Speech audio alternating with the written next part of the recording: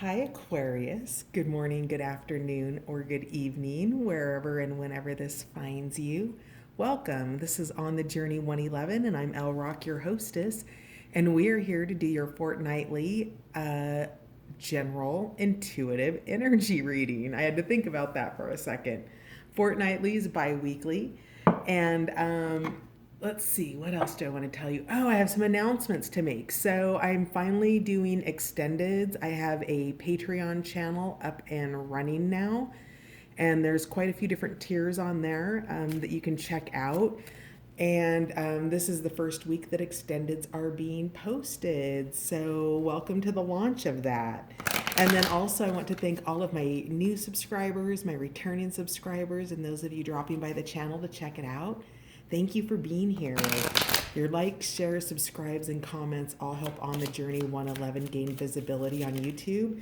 So thank you for being a part of my journey. So with all of that said, you guys, oh, and the Patreon extended link will be in the description box down below the video. So with all that said, let's take a look at your most influential energy. Interesting. Lemon Lime Dragon popped out. So this is your most influential energy in the next 2 weeks. This is a union. So you are either currently in union and expanding on something together, or possibly going into union with somebody, Aquarius, and whatever that means. That might be the union of a friendship where you are going out and doing something together. This could be the union of a work collaboration, and it could also be the union of romance. So we'll see what else the cards have to tell us about that. Yeah, let's get you so you can see those. At the bottom of the deck, it's growth, whatever this is, this union. We have Radish Dragon. So whatever this union is, it was kind of one of the first things I mentioned was the growth of a union already in place. So this is here to kind of validate that for those of you that that's applicable to. So let's find out some of the influencing energy for week 1 for you, Aquarius. So we are doing 2 weeks. Oh yeah, I forgot to announce, I'm also going to start doing monthly romance love readings here on the channel, which will also have extendeds available on Patreon as well. So if you want to check those out, those will be launching in mid-August, and I will keep you all updated as I put videos out. All right, so your most influential energy for week 1 is the gray wolf. That's nurturing connections. So the connection of that union that came up as your most influential energy for the next 2 weeks. And then we have crack open with rose here.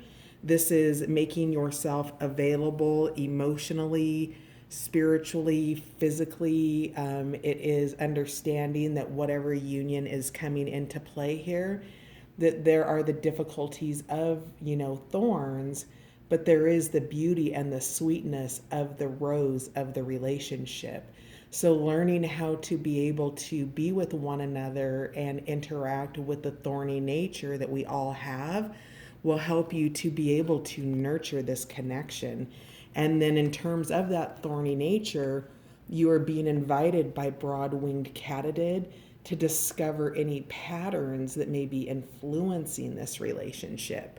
So that's what's coming out for you in week 1 in terms of your most influential energies there.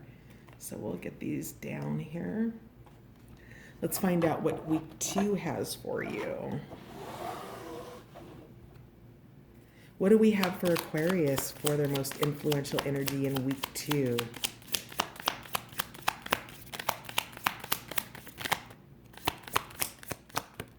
Okay.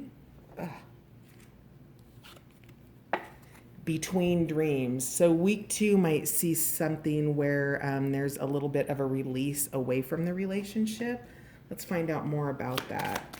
Or whatever you're building in your union, you are working on. Yeah, something needs mending. So perhaps whatever this cracking open is in week 1, there is hurts or ouches that need to be mended between you in whatever union this is. Whether it's a personal love union, a work union, a friendship, a family of some sort. There's something here that needs to be mended.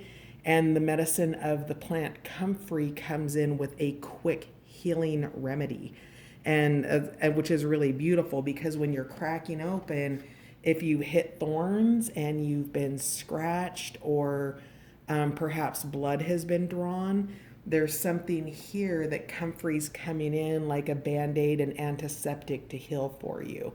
So you're going to want to make yourself available to what it is that you want to heal within yourself and this union and this relationship, and crack open to that. Because there is the energy of mugwort here, which is being between dreams. Now, while this is between dreams, I'm getting a sense of you connecting with somebody in dreams. So for those of you that resonates with, in the dream space with the dream catcher here, you have insights and information coming in with this key hanging off of this feather, that you're getting key information in the dream space, and that, tapping in using crystals, clearing your energy with crystals, the lightness or the air of feathers here. So we might be dealing with an air sign. Well, you are an air sign, Aquarius, but we have the images of air with the katydid. And recently, so I kind of follow spirit animals, and about maybe a month, less than a month ago, around a month ago, I was in Arizona and saw a katydid. And one of the things that it talks about with the katydid as a spirit animal is, even though it has wings and it has the ability to be able to fly, it doesn't actually do that. In the book that I was reading about the katydid, is the katydid will climb up on high spaces, but if it gets knocked down, it's actually being taught a spiritual lesson when it gets kind of knocked off of, say, a tree branch and goes back down on the ground. Because the katydid doesn't use its wings, it will actually crawl back up the tree, the plant, or whatever it is, and it goes through its journey again. Okay, so whoever this is resonating for. Now, whatever that is, that means that there's a pattern that is a part of that. So, when you make that climb to the branch that you are trying to climb to, you've done things in the past before that worked and that didn't work. And understanding what those patterns are. And if I wish I had the book handy. In the book, it talks about how the divine or God or whatever you call, the all that is, it's like God kind of flicks you off of your branch to cause you to start over, to correct, to do things differently, to get out of the pattern. We also have the images of acorns here, which are those new beginnings. The acorn holds the potential for the oak tree. So within that singular acorn lives the potential of this tree here. And with this mugwort energy here, you are in between dreams, or you've been flicked off the branch by the divine, and now you're making your way back up. You've got new beginnings, because if you're starting on the ground and you're not using your wings, you're only using your wings to maintain balance. You're not fully relying on them as your single source to get to any one place. And so without using that as your single source and knowing that you have to use other routes or methodologies, that's how you become open to discovering what those patterns are. Doing the same thing over and over, maybe you need to use your wings in this occasion or find new routes. Okay, so that's how week 1 and 2 are kind of combining together. Let's get one more for week 2 here. There we go. Rewild. Okay, so going into the past, this is the energy of plantain. It is looking at the map of your life, knowing where you've been, what you've loved, what you want to go back and heal potentially, connections that you want to nurture in the future, the future destinations that you'll visit on your map, and the relationships that you'll leave behind, because that just happens as a natural process of growth and expansion in our lives. We don't get to take everybody with us all the time. And understanding the connections that you want to take forward after revisiting the past here is going to help you understand. So, and all of this is around whatever this union is with lemon lime dragon. So, all right, at the bottom of the deck, we have the blue damselfly, which is communing with nature. So you might be flitting about, spending time in meditation, time outdoors if you're in the northern hemisphere and it's summertime. If you're in the southern hemisphere and you're in winter, maybe this is connecting with an outdoor bonfire or something of that nature.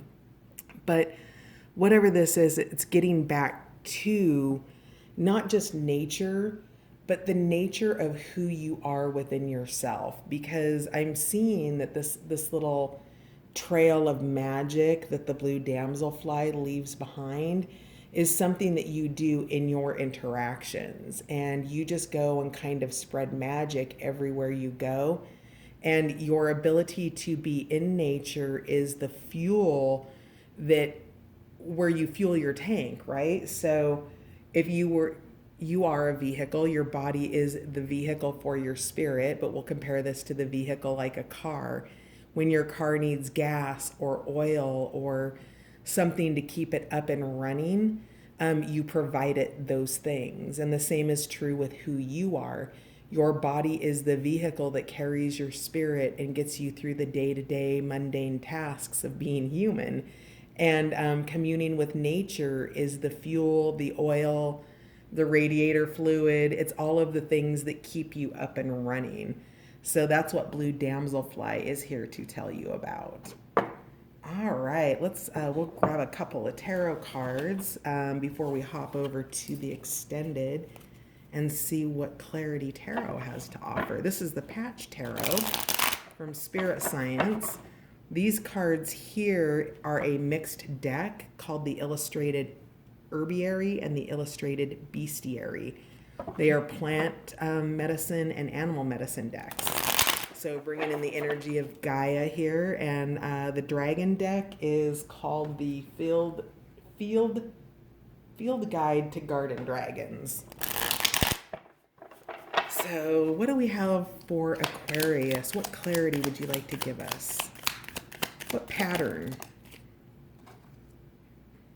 Yeah, Three of Cups, abundance, happiness, joy, celebration. So, maybe this is with discovering the pattern, perhaps there is an overabundance of joy and celebration potentially. But whatever this is, there is a pattern here around 3 or something around that. But this, in general, this pattern is a pattern of abundance. Let's find out more about this.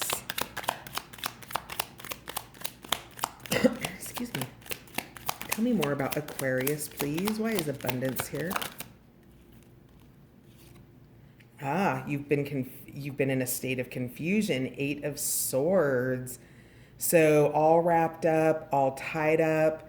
Maybe there's a pattern around finances. I know that this is Cups, emotional abundance, but there is some confusion around this, and that is where the pattern's coming in. So whatever this 3 of Cups energy is, I want to know more about it. I'm super curious now. Tell me more about Aquarius's confusion about abundance and this discovering the pattern. Conflict. All right. So, perhaps, Aquarius, maybe you're having a hard time stabilizing your abundance and all of the good. This is really a celebratory card, right? This can really allude to, party or putting yourself out there or potentially spreading yourself too thin. But there's other people involved here. And whatever it's done, it's caused conflict. So you can see this little trifecta that's happy and abundant. And then there's a state of confusion that occurs with an individual. This could be you, it could be somebody else as part of this abundant group, but then it creates conflict. And in this conflict, you've dropped the hammer. I mean, swords are down, you've disarmed everybody, and there's been frustration and sadness around that.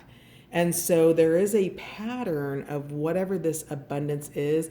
I have so if you're seeing well, I'm sure you are seeing the rainbow lights on here. I have a crystal in my upstairs window, and it's getting to be early evening, and so the sunlight hits those crystals and it comes through and puts a little rainbow party on my walls downstairs. So that's what's happening there. But this conflict is a pattern. And whatever it is, because we've got the image, so many images of the swords, there's a lot of logic being involved here, and it's going a step deeper than that, because there are connections that are being asked to be nurtured around where this conflict has occurred, and to bring it back into a state of union. So wherever there has been conflict in your first week or leading into your first week of this biweekly reading, you are going to be reuniting with somebody and eliminating that. But this is underlying energy around that. So if this is love, where there's been, competition here, and remember that third party situations aren't necessarily sexual and involve somebody else, right? Third party situations can be a commitment to family. It can be a commitment to a job, a project, a hobby. If somebody's going out and they're training for a 5K that they're running for, a fundraiser, and they go and they spend 3 hours in their evening after their workday doing what they're doing, taking care of their business, of the important things in their life, that's a third party situation, okay? That doesn't mean it's sexually related, but whatever it is causing some level of conflict, and there is a pattern around it. And you can clear out that confusion by, simply asking questions, making yourself available, seeking out the higher ground, focusing on yourself versus other people. So that's kind of what's coming out there. And so nurture those connections. And we're coming up on about 20 minutes. So we're going to pull the rest of the cards for the extended, so you can just get a look at them and decide if you want to come over to Patreon. And if you do, I'll see you over there. But let's see what else that we have coming out for week 2. And then we'll also pull other clarifiers and dig a little bit deeper in the extended. So additional insights for Aquarius for the next 2 weeks, please.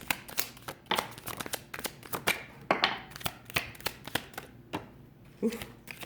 I'm going to have to pick these up. That Justice came out for Pisces. Wow, interesting. All right, that should do it.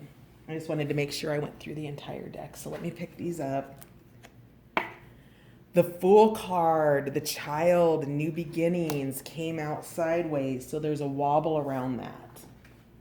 We have Victory, 6 of Wands, upright. We have the Tower, Revelation, upright. We have the Prince of Swords in cerebral mind energy, which we already know. And then we have a very audacious King of Wands moving towards a 4 of Wands in the following week as well. So we are going to pause there and head on over to Patreon for the extended. We've got Balance and Justice here. And we'll read these cards, see what else comes out with other decks. And thanks so much for being here. But so I guess before you head out, let's wrap up the reading so that you know where you're at. In your next 2 weeks, you have a union coming in that is growing you with the Radish Dragon. It's inviting you to realize patterns of behavior that are causing you to crack open. This union is a relationship that you're wanting to nurture and is possibly or probably a relationship or union that you're not currently in. Or if you're in this union, you're growing and expanding through some difficulties and some pain. In week 2, you are between dreams and mending some hurts and revisiting the past. Perhaps that past is around some potential conflict that occurred between you that created confusion and left people upset, hurt, and angry. We have the Three of Cups here in the upright position, which is friendship, abundance, celebration, companionship, and that's all part of these nurturing connections that you are doing in the next 2 weeks. You're communing with nature to keep your mind, your heart, your soul happy and healthy, to fuel yourself, to be able to get through your days, and also to spread your magic and keep you interconnected psychically and through and to your guidance. So that is how your next 2 weeks are wrapping up. We'll dig into the rest of the cards here in the extended over on Patreon. Link is in the description box. And thank you so much for being here, you guys. And we will see you when we see you. Definitely in a couple weeks for your next fortnightly. So that'll do it. Bye for now.